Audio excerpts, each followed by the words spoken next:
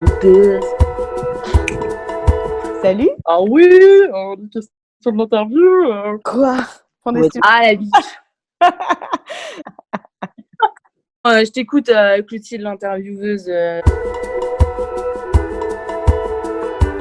suis Sarah. Je travaille chez Paris Pouce. Je gère la boîte, tout simplement, avec toute ma team qui est en ce moment très très très loin de moi.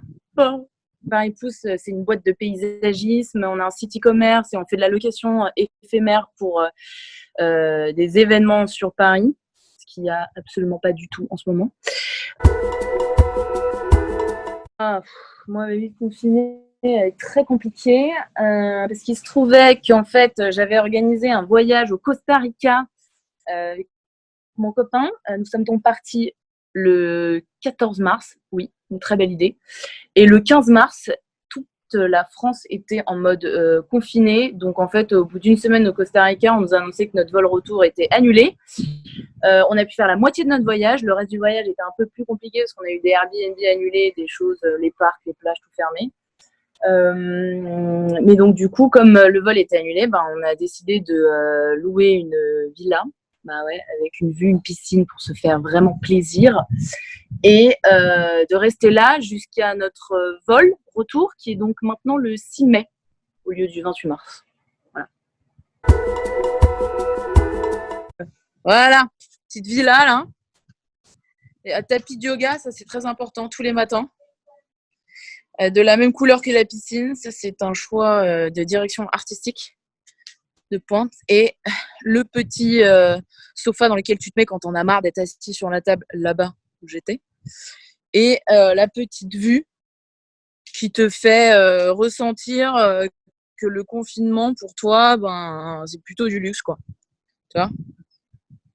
Si tu veux, je t'enverrai des photos du coucher de soleil parce que c'est assez magique.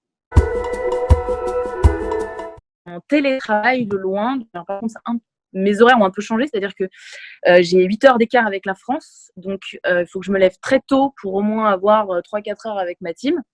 Et donc du coup, ce que je fais, c'est que je me réveille à 6 heures du matin. Et alors là, j'enchaîne direct. Je me réveille, pof, je regarde tous les mails, les WhatsApp, les machins, les trucs, et puis je me mets en call avec tous les collègues, et voilà. Donc je travaille. De toute façon, on peut pas. En fait, au Costa Rica, on est en confinement aussi. Ils n'ont pas le droit de sortir, les plages sont fermées, les parcs sont fermés, on a le droit d'aller au supermarché pour faire des courses et c'est tout, quoi. On va se baigner, on va prendre le soleil, on va travailler, on va regarder Netflix.